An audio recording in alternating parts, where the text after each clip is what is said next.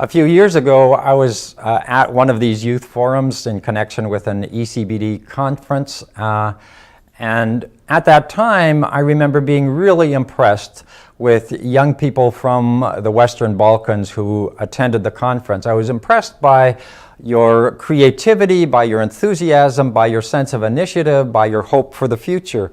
And I'd like to build on that positive sense that you have going and suggest that as you go ahead, of course, you're interested in economic development, you're interested in what it can present to you, but I would like to challenge you to think through what you really want in the future of your countries, of your communities, and what you really want the economic system to do for you. So I want to give you some examples that I came across as I was engaged with people from the Western Balkans. In one of the communities in Bosnia, for instance, women from all three groups came together to form a cooperative bakery, and by working together, by integrating people from the different divides within the community, they were able to extend the market for their bakery as people from all three groups came to buy their bread there.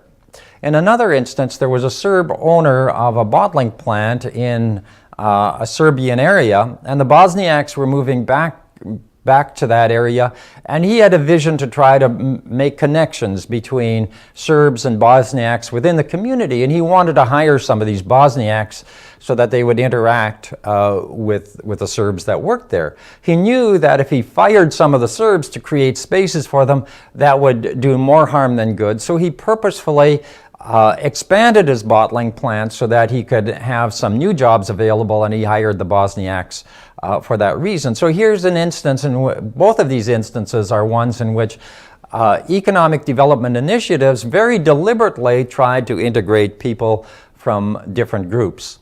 So when we think about an ethical vision, we think about what are the overall goals? What do you really want out of your economy?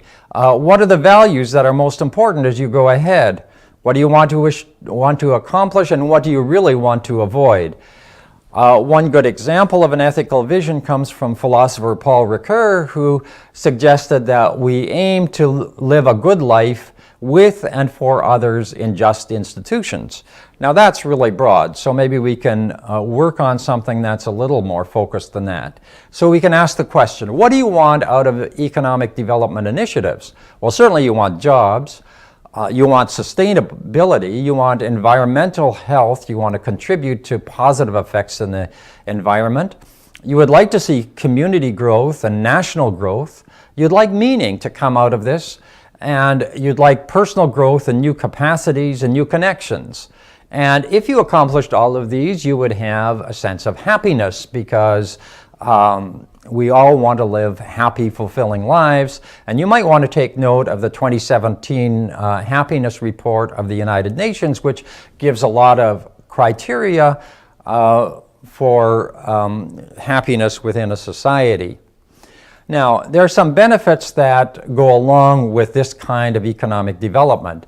It can help in reconciliation between communities. It can increase institutional capacity, the governance and education systems, for instance. There's a new capability for creativity, and if it really takes off, there's a freedom from pressure to engage in the black market. So things like prostitution, drug trade, human trafficking, and so on. And there's also the potential for leadership development. Now, if you're going to work with these ideas in your own communities, you might have groups of people take the previous slide and try to put these in an order in terms of which they would most like to aim for. And with regard to this, likewise, people could be challenged to try to think about which of these concomitant benefits is most important to them. Now, as we try to think this all through, we want to think in terms of the identity needs that we all have, and these can lead to deep-rooted conflict if they're attacked, but they can also lead to positive growth if we find really good satisfiers for our needs for connectedness, security, recognition, and meaning. Now, let's just take one of these, the idea of taking action, because economic development is all around action. And we need to ask all the time, are we acting on people? Are they subject to what we're doing? Or are we acting with?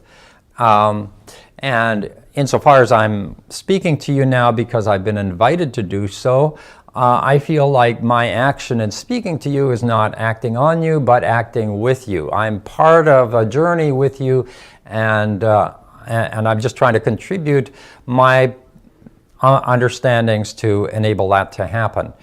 So action involves initiative, and initiative is a function of both imagination and taking action.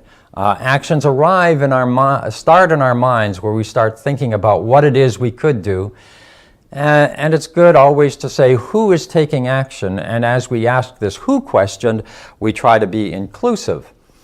And so we can be really deliberate to say, if we want to plan economic development initiatives, we can think about what are the divisions, who is left out, and how can we include people from all the different groups within the community in any economic development kind of initiative we want to take. And we could also ask the question, what about gender? And of course, listening to both men and women and their realities and trying to achieve a gender balance is important.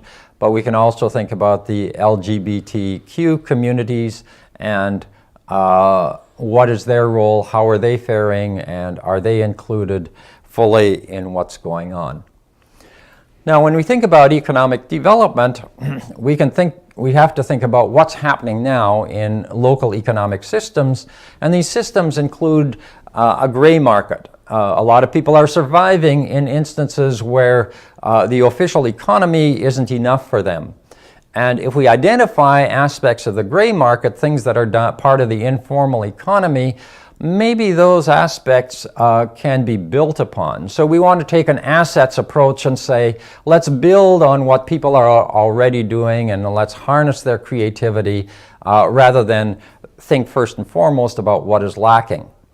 Now, we want to take into account downstream spin-offs, upstream spin-offs, import replacement, and as we do this, we want to also plug into bigger economies and think in terms of our strengths, weaknesses, what are the special opportunities, and what might be the challenges. Now, import replacement is really about asking the question, what is there that comes from the outside that could be produced locally? Because people need certain things, and there is always a capacity to do more at the local level.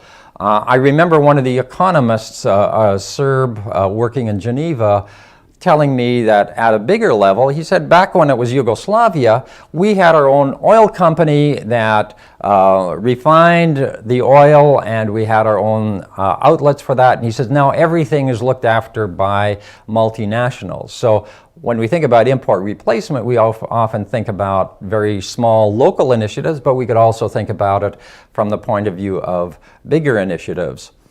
So what can be produced locally that could be promoted within the community? So this goes beyond what we bring in from the outside, but what is already produced. And then we take it another step forward. Is there something that no one has thought of that could be produced locally and then perhaps exported to other places? Now, upstream spin-offs are things that could be developed that contribute to what you want to do. So suppose you want to build houses. Suppose there's a housing need and you want to build houses. An upstream spin-off would be you could start developing a lumber industry, and you take the trees, turn them into lumber, and the lumber then is used to build the houses. And so you're basically building three different initiatives by paying attention to the upstream spin-offs. Downstream spin-offs are things that follow from what you're doing. So if you build a house, you need people who can landscape. Eventually you're going to need renovations and things like plumbing to help with the businesses, so those are downstream spin-offs. You have different options. You can develop things that are for-profit. You can do community economic development. There's a new area called social entrepreneurship, where economic initiatives that are really innovative are fashioned around social needs and are really addressing social concerns as they are being developed. And tied to this are cooperatives. Now, initiative often comes from entrepreneurs. These are people who are creative, who flow, who make really good decisions. They have a sense of determination. They have certain values that guide them, and they develop relationships that can help enhance whatever it is they're working on. Now, as we're doing this, it works really well if we try to do integrative thinking. Integrative thinking embraces complexity, and when you're in a complex environment, you can't control everything. So you have a certain openness to new things that might emerge that could be totally different than what anybody has done before. They're inclusive. They try to bring as many people in as possible from different places. And sometimes it's paradoxical in that you have to live with things that seem contradictory, but you hold these together and you don't say you have to decide either one or the other. And as you do that, you can be really creative. So there's a book called The Opposable Mind, which suggests that the top leaders in the top businesses, when confronted with an either-or decision, they'll say, I'm going to take neither of them. Rather, I'm going to take the best of both options and create something new. So as we do this, we can start with integrative thinking, which is the interior part of the individual. So an individual starts thinking in these inclusive and creative ways. This leads to integrative action. It might be gathering other people, other young people who want to be part of an initiative to start working, to do something. Instead of saying somebody should do something about this, they say we are going to do something. As they do this, if you go then to the lower left, we start to develop an inclusive culture. And as we develop an inclusive culture, we start to develop enterprises in the lower right that achieve the ethical vision that we were talking about in the first place.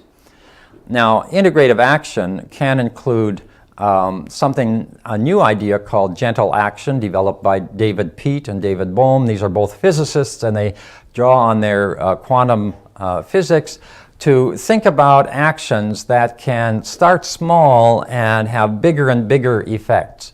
So it involves a creative suspension where you suspend your assumptions because people will say, that's not possible, you can't do it. Well, you just suspend that for a while. You become aware of the whole situation, and then you find a bifurcation point, which is a time when key things happen, key decisions are made so that you can really have an impact, which is strategic and has cascading positive effects. So one thing produces another thing, which produces another thing.